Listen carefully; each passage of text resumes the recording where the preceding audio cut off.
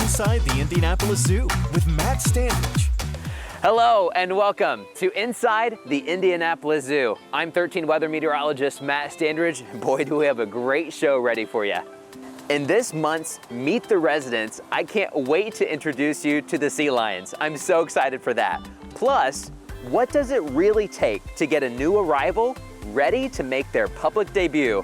We'll take a look at all the hard work that goes into making sure the animals are ready to be seen. But first, I go one-on-one with the zoo's new director for the Global Center for Species Survival. We'll share how his extensive field work will help him continue the mission here at home and around the world. Let's go. All right, I'm here with Dr. Nico. Thank you for meeting with us. We're inside the Global Center for Species Survival. You know, a lot of people walk and you look in, we're inside. So this is a lot of fun. Fantastic. Thank you for meeting with me, by the way. Pleasure to meet you. Thank you. Thanks for You the time. are the director now. I am, yes. So for Hoosiers that are getting to meet you, give us a little bit of your background and how you're here in Indianapolis now. I joined the zoo here in May, and as the director of the Global Center, and also wearing the other hat of the VP for Conservation and Education for the zoo. I'm from South Africa, as you can tell by the accent. Born and raised there, schooled there, but I've traveled around, worked in a variety of different places around the world.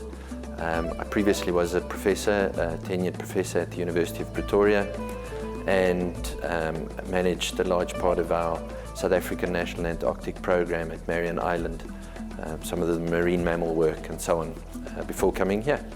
And you spent a lot of time with marine mammals, over 2 decades studying them in some of the harshest environments in the world, right? So what drew you to the Antarctic and the sub-Antarctic ecosystems and regions?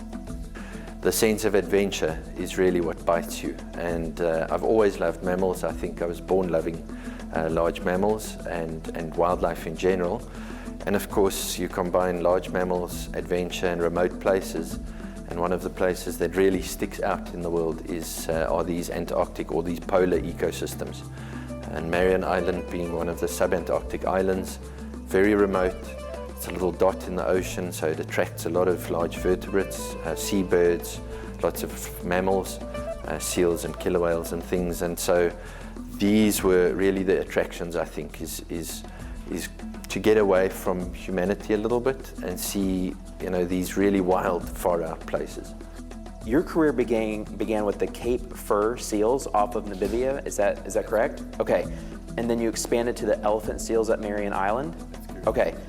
How did that evolution shape the scientist and conservationist that you are today? As you then study, you start to recognize that, hang on a second, the reason why animals interest me so is because I'm curious about why it is that they do things.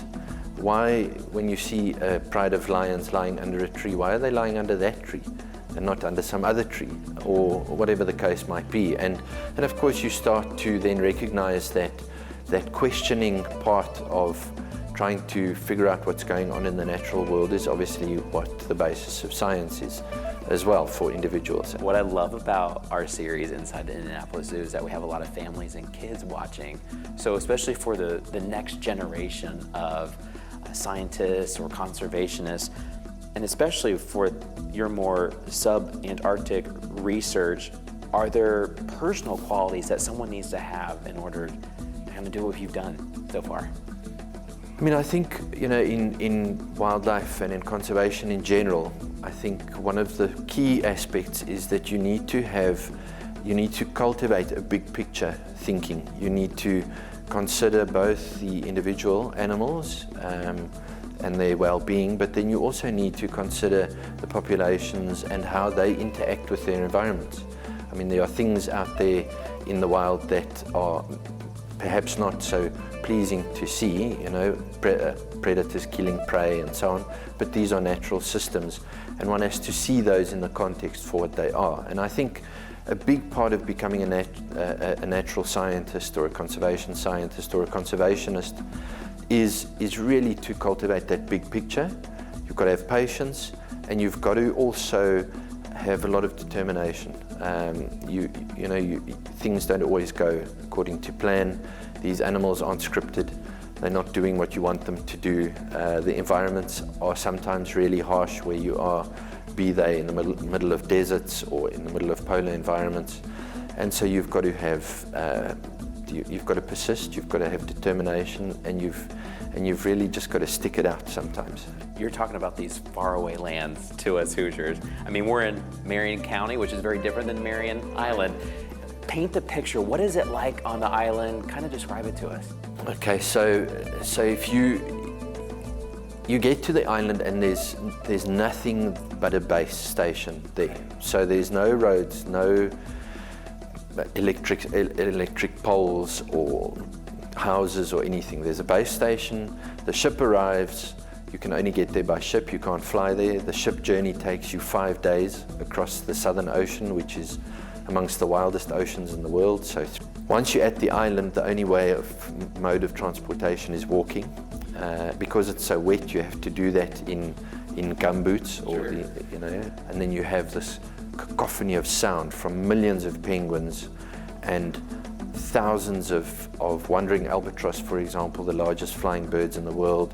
All these seals hauling out into rookeries. The island surround, it draws killer whales to the island that come and prey on all of these animals. So it's a wild place, and you really get a sense of wilderness.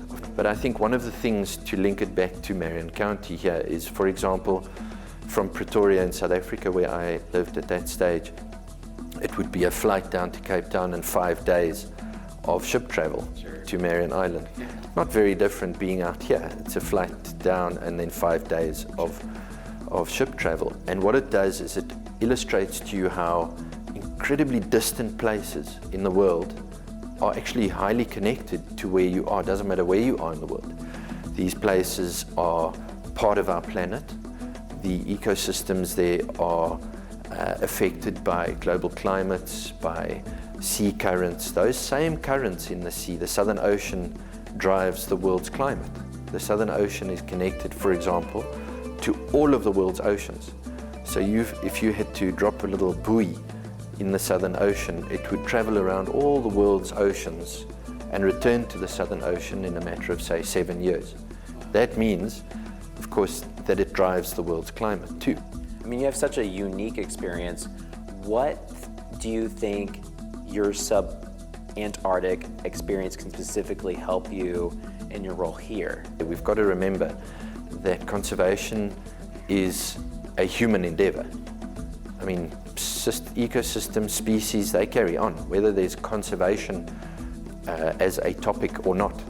We as humans are the ones that are driving conservation agendas. And so understanding people and how to work with people and in different scenarios is a major aspect of successful conservation. If we were to go into your office and you had this checklist or this to-do list, what would be one of the biggest ones that you want to accomplish maybe in the next year, and then maybe one over the next 5 years? So in the next year, I think is always fine-tuning. You know, you never head into a place and start to try and do wholesale changes. Things are working beautifully. The team here in the Global Center are fantastic, working hard and in the right direction. The zoo's great. So I think really in the first year, it's about fine-tuning some systems so that we can be more efficient.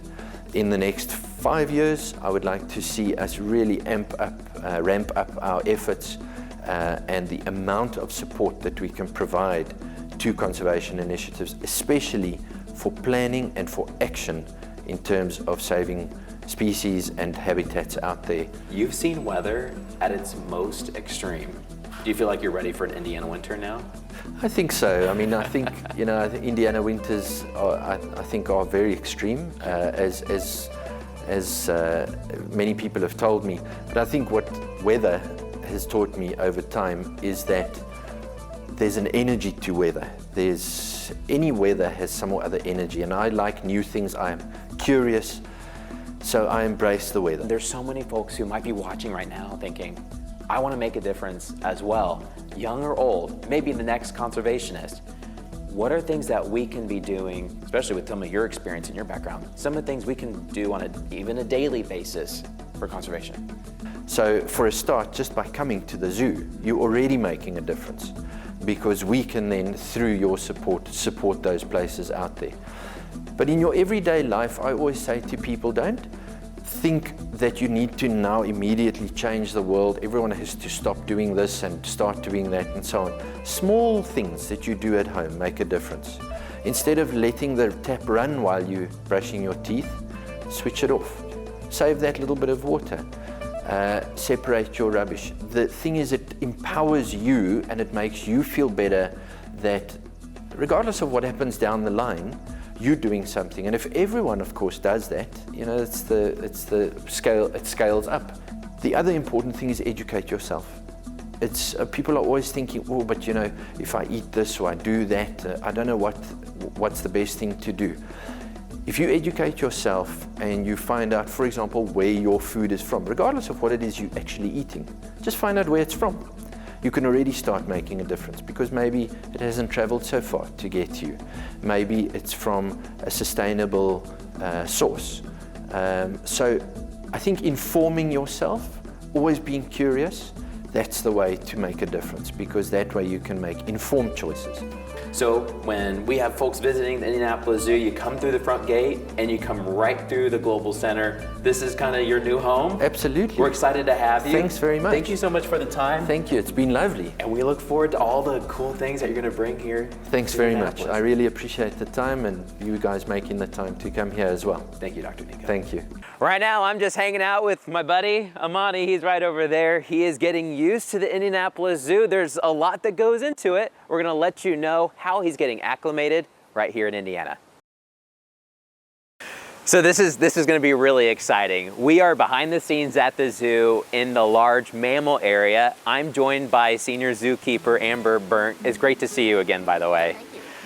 Really wanted to get into the process of new animals coming to the zoo. For example, you've got a new animal that you're showcasing here very shortly. Let's talk about Amani. Amani just turned 1 year old. He is a reticulated giraffe. We are planning to utilize him as a breeding male, so he has been partnered with our female Kita. Typically when an animal comes into the zoo, they go through a quarantine period. That quarantine period can vary from 30 days to 45 days. The purpose of that is to let that animal get some acclimation to the new space. Do you notice something over time with his behavior, maybe other animals' behaviors too? They get to Indiana first time ever, and then they're getting ready to everything. Over the course of time, do you notice how their personality may change? It can definitely. So think about it. When an animal just leaves its home, it's left its herd mates, it's left the keepers that he knows, the building area. So when they come here, it's a shell shock. He doesn't know us, so the keepers are kind of gauging him, he's gauging us, he's evaluating the new space. The stalls may be different, the weather may be different.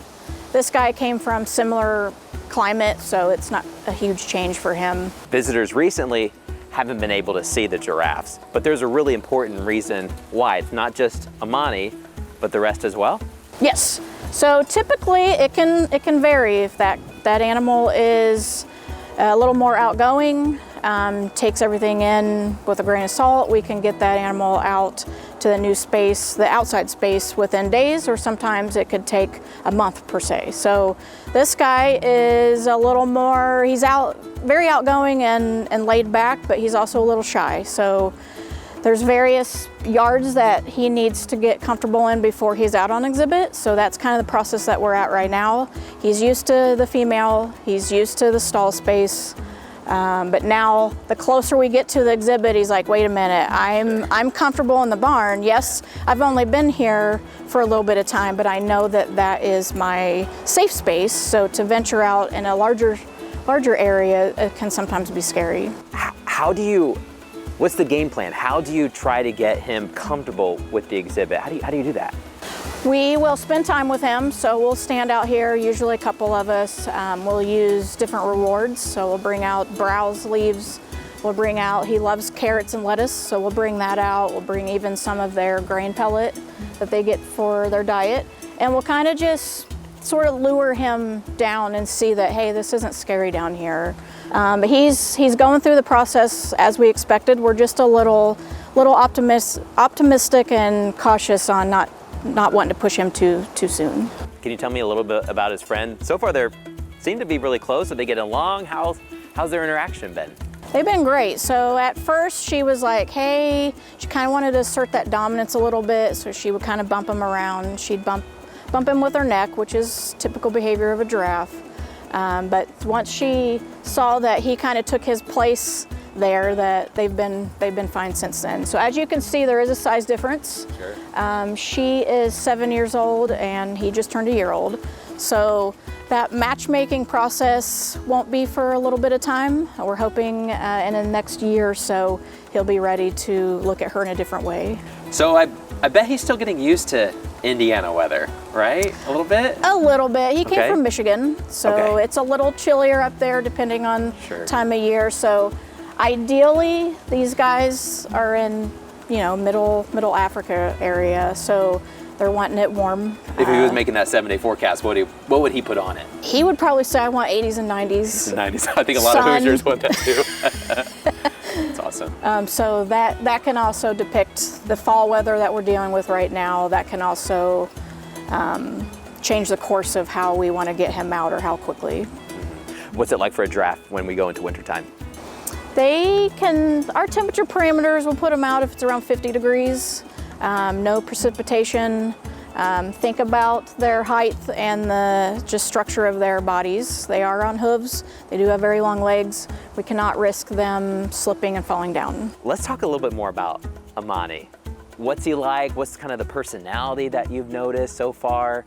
Do they have different personalities? They do. So any animal, just like your cats or dogs at home, you're going to see usually a difference on their personalities and their temperaments. He is your typical bull giraffe. He's outgoing, laid back, can be a little skittish depending on the circumstance. Again, he's still adjusting. But otherwise, he's meshing with us keepers. He's coming over for food, for treats. What do giraffes eat, and what is their favorite treat, would you say? So giraffe are ruminants, such as cattle. So they have a 4-chambered stomach. So with that being said, their GI system is so efficient that they need to have access to their alfalfa hay 24/7. So they can eat as much alfalfa hay as they want. We also give them a pellet. It's just extra nutrients and vitamins that sometimes the hay doesn't offer. They really like romaine, lettuce, especially him. And then also we'll utilize carrots, apples, cucumber, various things. When it's playtime, describe and kind of visualize for us, what does a giraffe look like when it's playing? What is it doing? Sometimes it can look like they're playing, but it can be them being actually frightful of something. Oh, okay. So you want them to kind of hop around and trot around. Their tail will be curled if they're typically excited, and they'll kind of not chase each other, but they'll kind of follow one another. Now let's go ahead and talk about height. I mean, how tall will he get? As tall as her? Taller? He should be taller. So right now, I'd guesstimate him around 8-9 feet right now. Typically 6 foot is the average at birth. Kita there is, she's full size for a female. She's around 13-14 feet. That's average for this species of giraffe. The males can actually get up to 16-17 feet. When you look at the giraffe, you see their ears. What is on top of their heads? What do you call that? There's a misconception. A lot of people think those are horns. Okay. They look similar to horns. However, that is actually a bony structure that's kind of like cartilage that's fused to the skull. So it's called ossification. So therefore the nubs are called ossicones. It's kind of just used for defense. Males, if they're competing for females or territory, they'll swing their necks and hit one another. But usually females, it's just almost like a decorative thing that's there.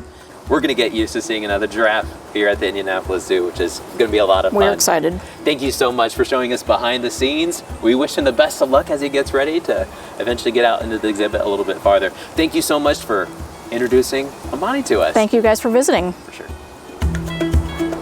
Still to come, we have our Meet the Resident segment. We are hanging out with the sea lions. They're playing right now. but here in a little bit, they're hungry. They're gonna be ready to feed.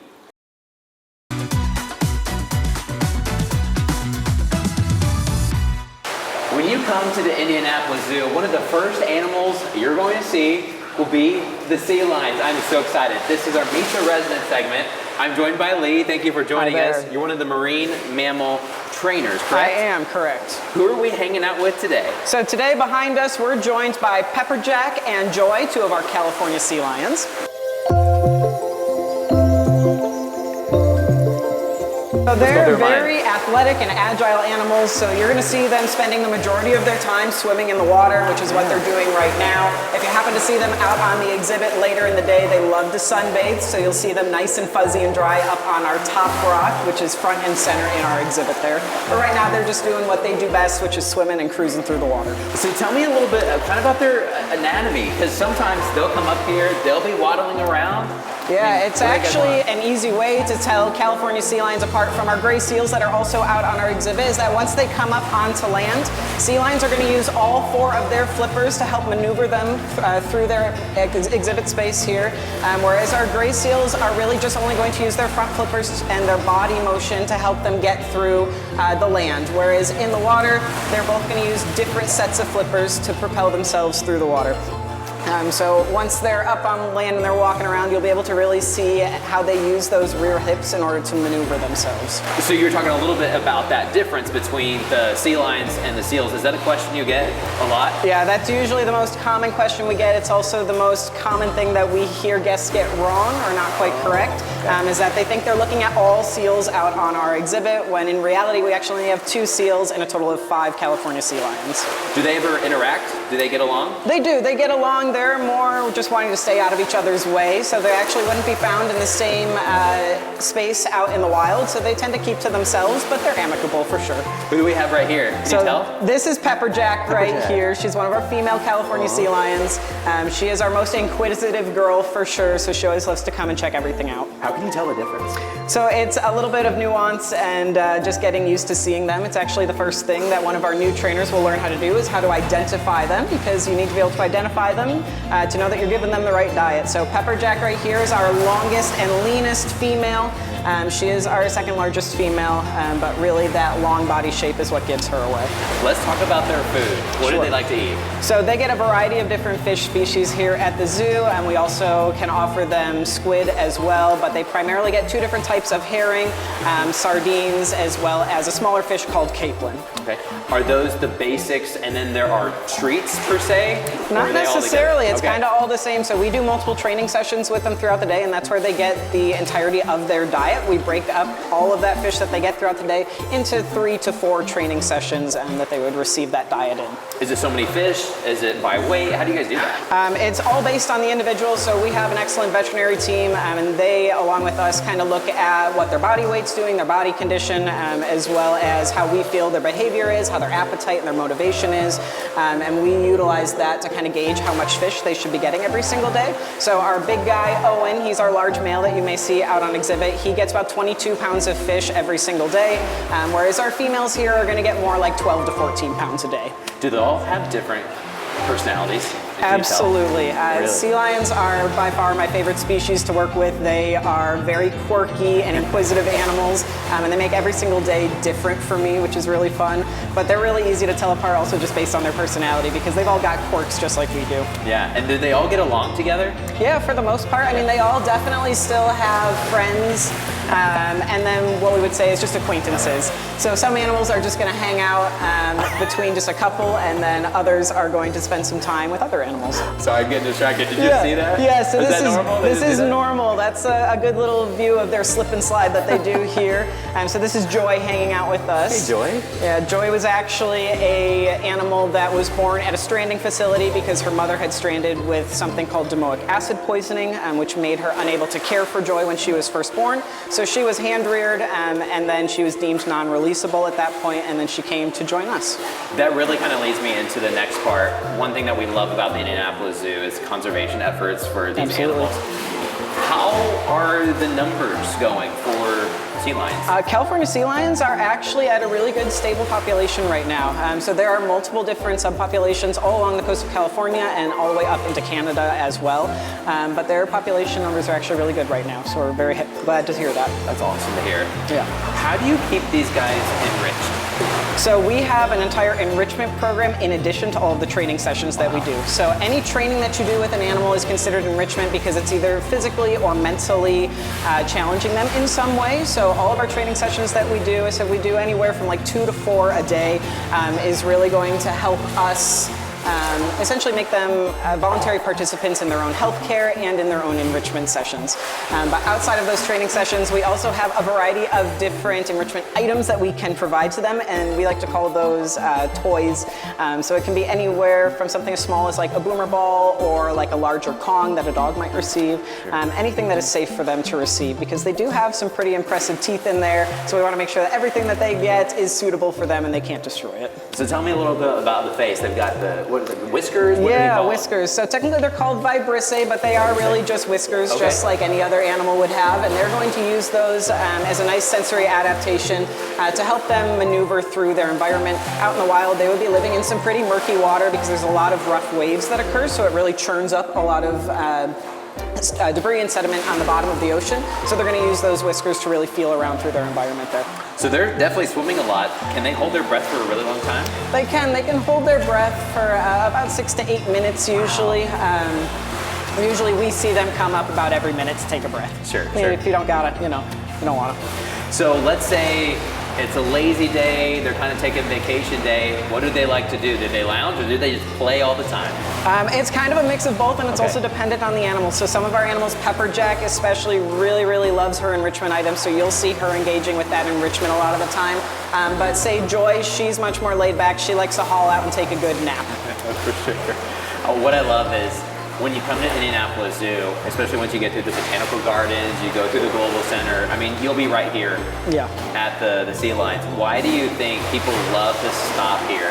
It's been hours here sometimes. They're just so active and they're so funny. They've got such unique personality quirks that there's always something going on our exhibit to see. So I love to ask a question about the weather. If they were going to make the 7-day forecast, what would they put on it? They would really love sunny and 70 degrees all the sunny time. Yeah. When it gets too cold, what do they do? So actually we have temperature parameters for them. So once it hits 0 degrees or below, and that's with the wind chill, we would actually bring them all inside into our indoor spaces so that they can stay nice and warm and kind of snuggle up together for the night. Is there a difference between air temperature and how you analyze water temperatures by chance? So all of our exhibit spaces are actually temperature controlled as far as the water is concerned. So our water temperature usually sits around 62 to 65 degrees year round. So that's not a concern. However, since they do haul out to sleep every single night, we want to make sure that that air temperature is not negatively impacting them. Well, the sea lions are always so much fun to see. That's why there's always a crowd right by the exhibit, for sure. Thank you so much for introducing the sea lions to us. They've been so funny coming up here and kind of interacting a little bit. Hopefully they get a good time playing and enriching today. But thank you so much for your time. We appreciate it. You too.